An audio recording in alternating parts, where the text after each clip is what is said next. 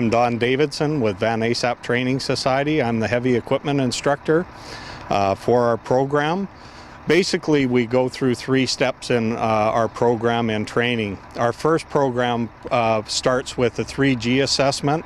They're required to do an online assessment of the basic needs of a heavy equipment operator, ranging from, the basic tools right through to some of the excavation and soil practices.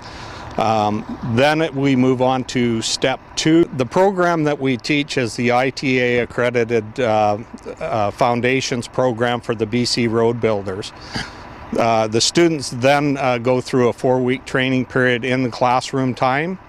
So 1 week will be safety. The next following week we start off into the theory aspects, so they gain all the knowledge they need prior to getting into the heavy equipment side of the course. So they actually have to write a final exam through the ITA for their foundations. Once they've done that, there's a waiting period to find out if they had in fact passed the exam with a 70% pass rate. Then after that, we go into step 3, which would be the heavy equipment operating class. So there's 1 week of theory in there, and then there's 3 weeks of equipment time with a rock truck, dozer, loader, tractor backhoe, and excavator. So they receive training on all those pieces of equipment. Once we've completed that program, then they write another exam with the ITA for their certificate of qualification.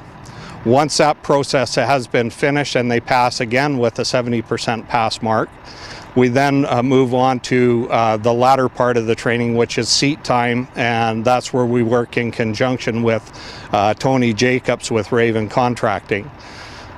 We try to get the students a sufficient number of hours so that they can gain their endorsement on a piece of equipment, being a rock truck, excavator, dozer, like you see in the background here. We currently have 2 students behind us that have gone through the programs and actually both working on accreditation for their certificate of completion, as well as their endorsement on, say, these 2 pieces of equipment, being an articulated rock truck and an excavator.